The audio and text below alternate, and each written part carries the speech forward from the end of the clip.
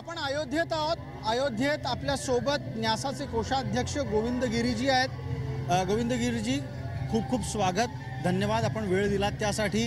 माझा पहिला प्रश्न तर असाच असेल की किशोर व्यास ते गोविंद गिरी महाराज या प्रवासात राम कधी भेटला? प्रवासात राम माझ्यासोबत आधीपासून होता. तो आता अयोध्येपर्यंत मला घेऊन आला. त्यामुळे राम कधी भेटला हा प्रश्न नाही, राम अयोध्येला मला कधी घेऊन आला हा प्रश्न असू शकतो. त्याचं काय उत्तर आहे? त्याचं उत्तर हेच आहे की रामललाच्या या कार्यासोबत मी 1984 पासून जोडला गेलो. विज्ञान भवन या ठिकाणी दिल्लीमध्ये पहिली सभा झाली होती आणि तेव्हापासून मी या कामाशी जो जोडला गेलो तो धीरे धीरे यामध्ये अधिकाधिक सहभागी होत गेलो. माझं विद्यार्थी जीवनही होतं आणि माझी अन्य कार्यही चालू होती, त्यासोबत हेही कार्य चालू होतं. आणि त्यानंतर ही सगळी कामं करता करता, म्हणजे आमच्या शिलापूजनाचं काम असो किंवा श्रीराम जानकी रथयात्रा असो, ही सगळी कामं करता करता जेव्हा या न्यायालयासमोर हे काम आलं आणि निवाडा झाला, त्यानंतर मला या न्यासामध्ये कोषाध्यक्ष म्हणून सेवा करण्याची संधी मिळाली. तेव्हापासून मात्र मला रोज या कामाचा ध्यास लागला. आता दिवसेंदिवस जशा पद्धतीनं ही सिद्धी प्राप्त कालच्या मुहूर्ताची करण्याच्यासाठी म्हणून प्रयत्न झाले, त्यातले काही उल्लेख आपण आपल्या भाषणामध्ये केलेत आणि त्यात नरेंद्र मोदींच्या वर्तनाच्या संदर्भातले ते होते. तुम्ही ज्यांना एक तपस्वी राजर्षी असं म्हणालात आणि याच्यावर थोडंसं राजकारण महाराष्ट्रात पेटलं, कारण त्यांची तुलना शिवरायांशी झाली असाही संदर्भ निघाला. काही अशा टीकाकारांना उत्तर असेल आपलं? मी माझ्या आयुष्यात छत्रपती शिवाजी महाराजांशी कोणाशीही समकक्ष म्हणून तुलना करू शकत नाही. मी माझ्या पुस्तकांच्या मध्ये पण ही गोष्ट लिहिली आहे आणि मी माझ्या भाषणांच्या मध्ये पण ही गोष्ट सांगितलेली आहे की भगवान श्रीराम आणि भगवान श्रीकृष्ण यांच्यानंतर फक्त शिवाजी महाराज मला सर्वश्रेष्ठ वाटतात. त्यामुळे कुणालाही त्यांच्या समकक्ष आणण्याचं मी विचारते आणू शकत नाही.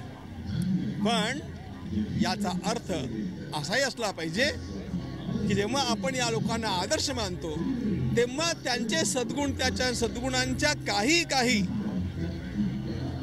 छटा ज्यांच्यामध्ये दिसतात त्याचाही गौरव आपण केला पाहिजे.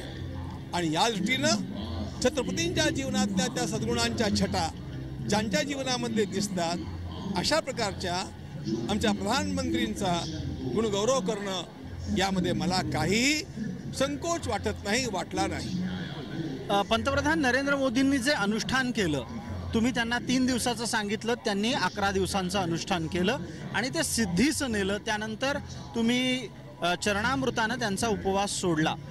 पंतप्रधानांच्या एकूणच जीवनामध्ये हे तसं पाहायला गेलं तर ज्याला राजकारण करायचं असतं त्यानं अशा पद्धतीचं धर्माचरण हे करावं का? सेक्युलर मंडळींना ते पटत नाही.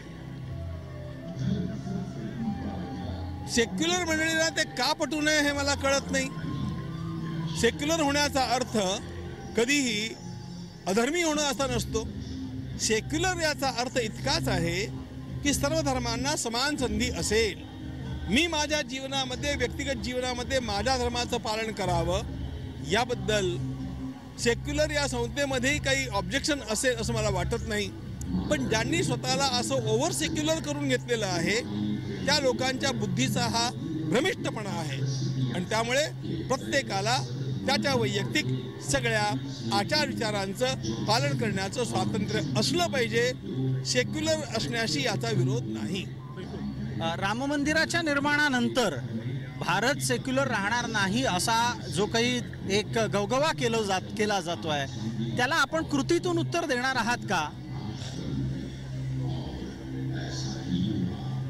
सेक्युलर हा शब्द आमच्या मूळ राज्यघटनेतच नाही आहे, पहिली महत्त्वाची गोष्ट ही आहे. आणि आमच्या राज्यघटनेमध्ये पॉझिटिव्ह सेक्युलरिझम हा कन्सेप्ट आहे मुळात. याचा अर्थ असा की सर्वांना आपापल्या स्वतःच्या धर्मसंकल्पनांचं पालन करण्याचं स्वातंत्र्य असलं पाहिजे. त्यामध्ये कोणी अवरोध निर्माण करण्याची आवश्यकता नाही. आणि असंच रामराज्याची कल्पना कोणीही करो, रामराज्याच्या कल्पनेमध्ये प्रत्येकाला आपापल्या उपासनेचं विचारांचं स्वातंत्र्य असणार, यात काही शंका नाही आहे. प्रश्न इतकाच आहे की एखाद्या विशिष्ट समाजाचं संतुष्टीकरण करावं का, हा जो मुद्दा आहे या मुद्द्यावरती विचार करण्यासारखी गोष्ट आहे. आणि कुणालाही अशा प्रकारे खुश ठेवून एका विशिष्ट समूहाला खुश ठेवण्याचा प्रयत्न करणं हे चुकीचंच आहे. हे कुणाही लक्षात आलं पाहिजे. रामराज्यात ते कसं असेल, रामराज्यामध्ये समानता असेल, रामराज्यामध्ये शोषण नसेल. तुम्ही आता तुम्हाला मराठी कळतं म्हणून मला बरं वाटतं. रामराज्य म्हणजे कसलं राज्य? ज्ञानेश्वर माऊलींचं पसायदान वाचा. तो पसायदान म्हणजे रामराज्याचा मॅनिफेस्टो आहे. त्यामुळे रामराज्यामध्ये दोष असतील असं म्हणायचं असेल तर ते पसायदानात बघितले पाहिजेत. पण पसायदान निर्दोष आहे, त्याप्रमाणे रामराज्यही निर्दोष असणार आहे. मला आपल्या वेळेची कल्पना आहे. मला अत्यंत छोटे छोटे 2 मोजून प्रश्न विचारायचे आहेत. या सगळ्या चळवळीमध्ये राम मंदिर हे राष्ट्र मंदिर व्हावं अशी सतत अपेक्षा केली जाते.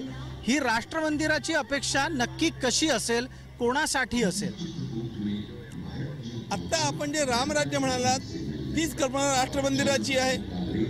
राष्ट्र एक आत्तापर्यंत पराधीन होतं, ते भ्रांत अवस्थेमध्ये अडकलेलं होतं. त्याची शक्ती सुप्त होती, आता त्याची शक्ती जागृत झालेली आहे. राष्ट्राची कल्पनाच लोकांना कुठे होती. आणि त्यामुळे राष्ट्र या संकल्पनेमध्ये ज्या 3 गोष्टी येतात, त्या 3 गोष्टीमध्ये भूमी, समाज आणि परंपरा. या देशातल्या परंपरेचं रक्षण करणारे कोण आतापर्यंत तुम्हाला दिसतात? त्यामुळे या देशाच्या परंपरेचे रक्षण झालं पाहिजे. अशा प्रकारचा एक शुभारंभ या राम मंदिराच्या निमित्तानं होतो आहे, तर ती चांगली गोष्ट आहे.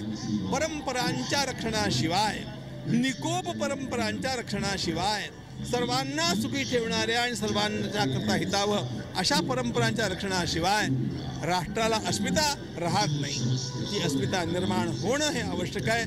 म्हणून रामाच्या मंदिराची स्थापना ही आमच्या देशाच्या अस्मितेची स्थापना आहे, आत्मविश्वासाची स्थापना आहे आणि स्वावलंबनाची स्थापना आहे, असं काल मी पहिलं वाक्य बोललो.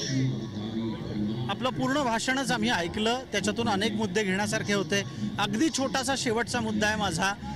राम मंदिराच्या नंतर पुढचा टप्पा मथुरेची मुक्तता आणि काशी विश्वेश्वराची संपूर्ण मुक्तता असा असणार का?